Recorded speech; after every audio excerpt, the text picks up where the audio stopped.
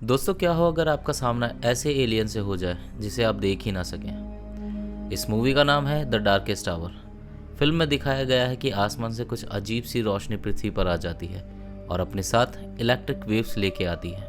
जो इंसान इस वेव की कांटेक्ट में आ जाते हैं वो जलकर राख हो जाते हैं। आखिर ये रोशनी क्या है और इंसान इस खतरे से कैसे बच पाएंगे, ये सब जानेंगे इस फिल्म की कहानी में।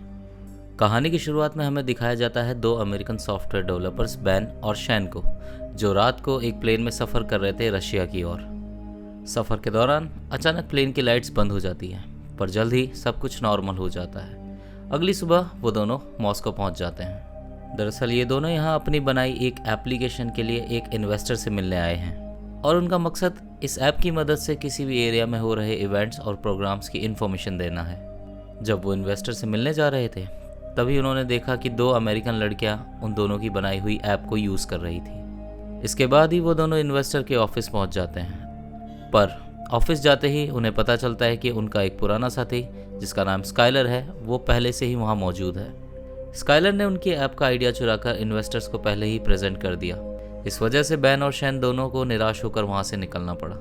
इसके बाद ये दोनों एक क्लब में जाते हैं और वहाँ शराब पीते हैं। तभी शैन की नज़र एक खूबसूरत लड़की पर पड़ती है, लेकिन वो लड़की स्काइलर के साथ थी। इसी क्लब में इन दोनों को वही दो लड़कियां दिखाई देती है जो इनका ऐप यूज़ कर रही थी और ये दोनों उन लड़कियों के पास चले जाते हैं। इन लड़कियों का नाम एनी और नेटली था। चारों मिलकर पार्टी कर रहे थे। तभी अचानक क्लब की लाइट चली जाती है और सभी के सेल फोन बंद हो जाते हैं। शहर के सारे लोग सड़कों पर निकल आते हैं। तभी आसमान में पीले रंग का धुआं दिखाई देता है। ये धुआं चमकने लगता है और पीली रोशनी की छोटी छोटी इलेक्ट्रिक वेव्स जमीन की ओर बढ़ने लगती है। एक इलेक्ट्रिक वेव इनके पास आ जाती है और सभी डरकर पीछे हट जाते हैं। ये रोशनी धीरे धीरे गायब हो जाती है। एक पुलिस वाले ने अपने डंडे की मदद से इसे छूने की कोशिश की, पर उस रोशनी ने उसे अपनी ओर खींचा और उसे राख में बदल दिया। चारों तरफ अफरा तफरी मच जाती है और देखते ही देखते ये इलेक्ट्रिक वेव्स कई लोगों की जान ले लेती है। ये लोग भागकर क्लब के अंदर छुप जाते हैं, पर रोशनी ने सभी खिड़कियों के शीशे तोड़ दिए।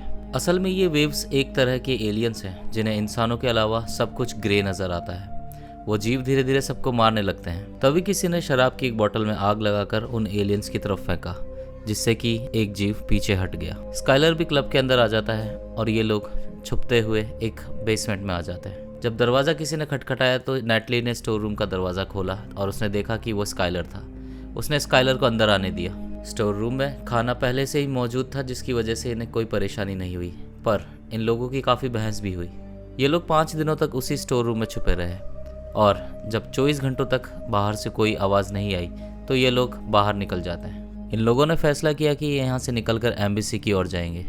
जब ये लोग क्लब से बाहर निकले तो इन्होंने देखा हर तरफ सन्नाटा था।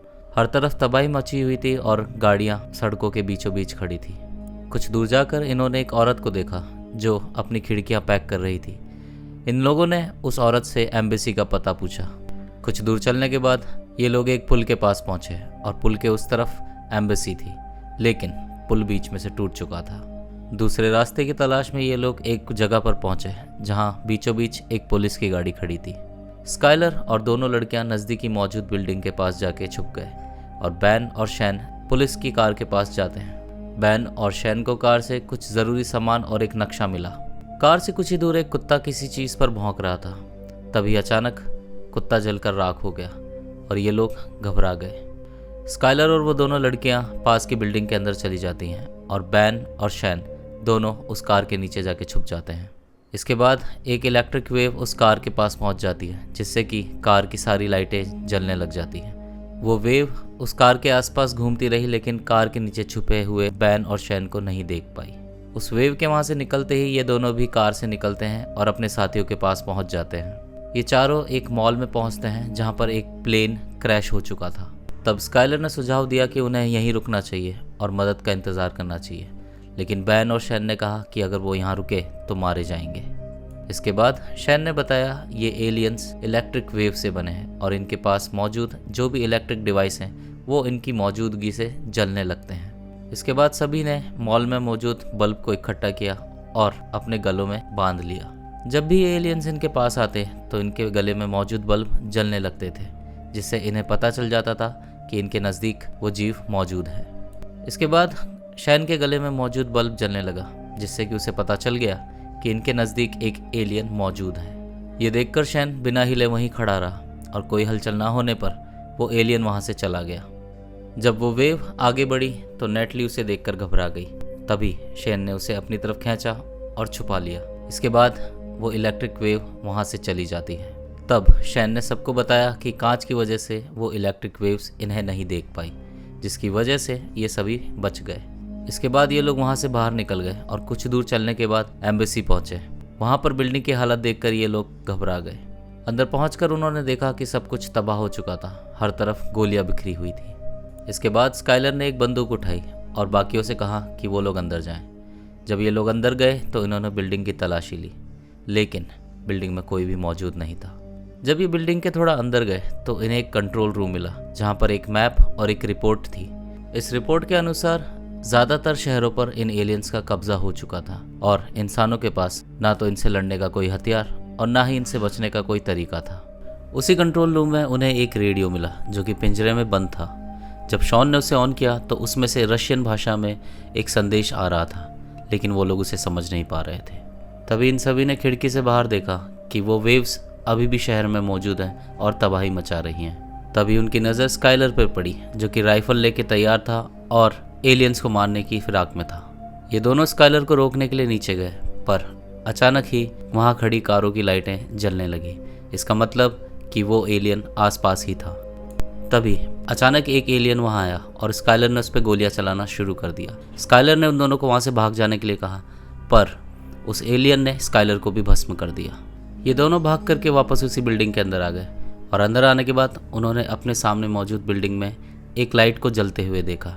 अपने आप को बचाते हुए ये लोग उस बिल्डिंग की तरफ पहुँचे और अंदर जाने के बाद उन्हें एक लड़की मिली जिसका नाम केटी था। केटी ने उन लोगों के सामने बंदूक रख दी। तब शैन ने बताया कि वो लोग एलियन से किसी तरह बच के यहाँ पहुँचे हैं और इसके बाद केटी ने उन सभी को अंदर आने दिया। इसके बाद वो लोग अंदर एक कमरे में गए जो कि पूरी तरह पैक था मेटल की दीवार से। अंदर पहुंचकर उन सब की मुलाकात एक आदमी से हुई और उस आदमी ने बताया कि ये रूम मेटल का बना है, जिसकी वजह से कोई भी इलेक्ट्रिक वेव यहाँ नहीं पहुँच सकती और ये सभी इस रूम में सुरक्षित रह सकते थे। कुछ देर बाद इन्हें पता चला कि केटी को रशियन और इंग्लिश दोनों भाषाएँ आती है। इसके बाद शैन ने रेडियो को केटी को दिया और उसे वो मैसेज सुनाया। केटी ने बताया इस मैसेज के अनुसार मॉस्को नदी में एक पनडुब्बी है, जहाँ पर सभी लोगों को बुलाया जा रहा है और उन्हें सुरक्षित दूसरी जगह पर पहुँचाया जाएगा। इस मैसेज को सुनने के बाद उस आदमी ने बताया कि ये पनडुब्बी मेटल की बनी है और सभी उसमें सुरक्षित रहेंगे। इसके बाद सभी ने पनडुब्बी तक जाने का फैसला किया और तीनों लड़कियां मिलकर ज़रूरी सामान लेने के लिए चली गई।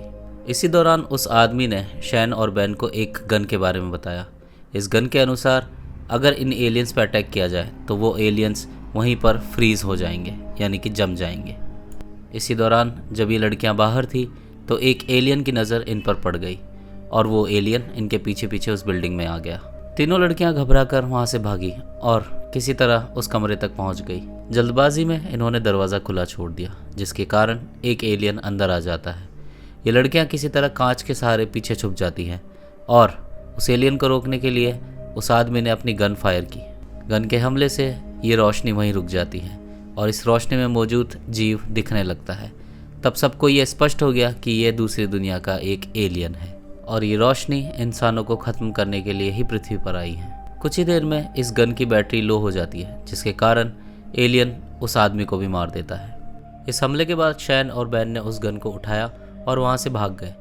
नेटली ने भी बहादुरी दिखाई और वहीं रखे एक टैंक को फोड़कर आग लगा दी, लेकिन इससे पहले कि दूसरी लड़की उन तक पहुंच पाती, एलियन ने उसे भी जलाकर राख कर दिया। इसी दौरान कैटी भी उन लोगों के पास पहुंच जाती है और जैसे ये लोग थोड़ा आगे जाते हैं, इनकी मदद के लिए कुछ लोग वहां मौजूद होते हैं। ये लोग मेटल से ढके हुए थे और इनके पास कुछ हथियार भी थे। जैसे ही आसपास की लाइटें जलने लगी, ये लोग समझ गए कि एलियन उनके पास है। इन लोगों ने उस पर हमला किया और उस एलियन को भगाने में इनकी मदद करी। इन लोगों ने बताया कि वो एलियंस को रोक तो सकते हैं, लेकिन उन्हें मार नहीं सकते क्योंकि इनके पास ऐसा कोई हथियार नहीं है। दरअसल ये लोग पुलिस वाले थे। तभी शैन की नज़र पड़ी एक पत्थर पे, जो कि उस एलियन के शरीर का हिस्सा था। शैन ने उसे उठा लिया और सोचा कि शायद इससे आगे जाकर कोई मदद मिल सके। पुलिस वाले इन चारों को अपने साथ सेफ हाउस ले आते हैं, जहाँ ये लोग सुरक्षित थे।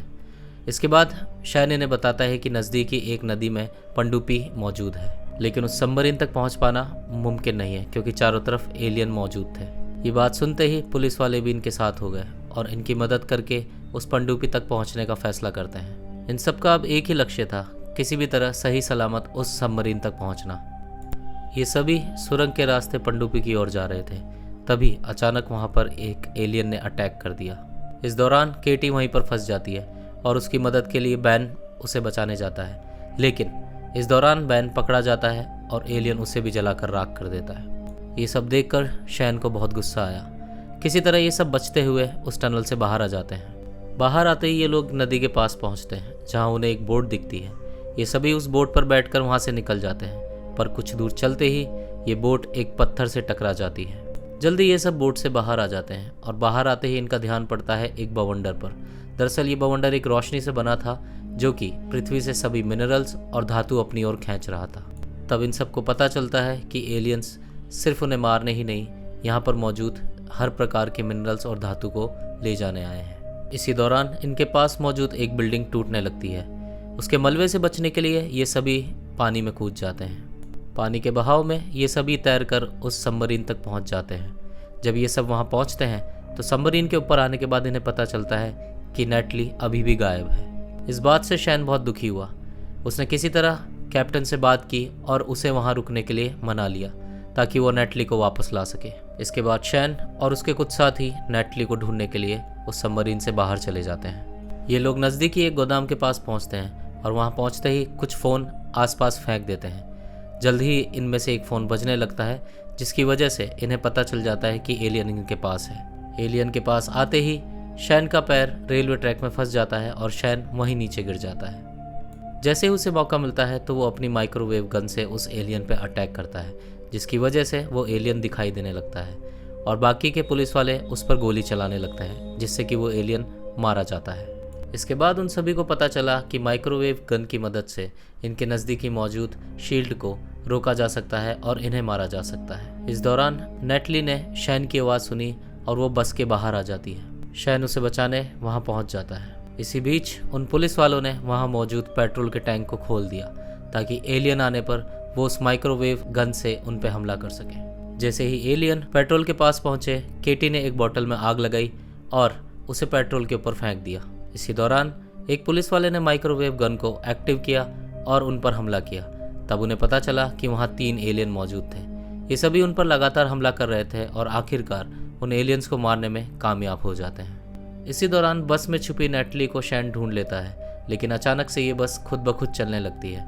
तब इन्हें पता चलता है कि बस में पहले से ही एक एलियन मौजूद था। इसी दौरान शैन उस एलियन पर हमला करता है, लेकिन उसका निशाना चूक जाता है और वो एलियन नेटली को पकड़ के अपनी ओर खींचने लगता है। इसके बाद शैन अपनी माइक्रोवेव गन से फिर से उस एलियन पर हमला करता है और जैसे ही उसकी शील्ड कमज़ोर होती है, शैन अपने पास मौजूद उस पत्थर को निकालता है और उस एलियन की तरफ फेंक देता है, जिससे कि वो एलियन तबाह हो जाता है। आखिरकार ये सभी नदी के पास पहुंचते हैं और ये तीनों सबमरीन के ऊपर चले जाते हैं, लेकिन पुलिस वाले वहीं रुक जाते हैं और बचे हुए लोगों की मदद करने का फैसला करते हैं। इसके बाद वो सबमरीन वहाँ से रवाना हो जाती है और तब नेटली को एक मैसेज मिलता है जो कि उसकी माँ ने भेजा था। इस मैसेज में ये लिखा था कि उसकी माँ सुरक्षित है। इसके बाद इन्होंने रेडियो पर एक मैसेज सुना जिसमें कि कुछ लोग ग्रुप बनाकर इन एलियन से लड़ने जाने वाले हैं। ये मैसेज सुनते ही उन सभी ने इन लोगों का साथ देने का फैसला किया। दोस्तों, अगर आपको ये वीडियो पसंद आया तो प्लीज़ वीडियो को लाइक करें, शेयर करें और सब्सक्राइब भी करें। मिलते हैं अगले वीडियो में।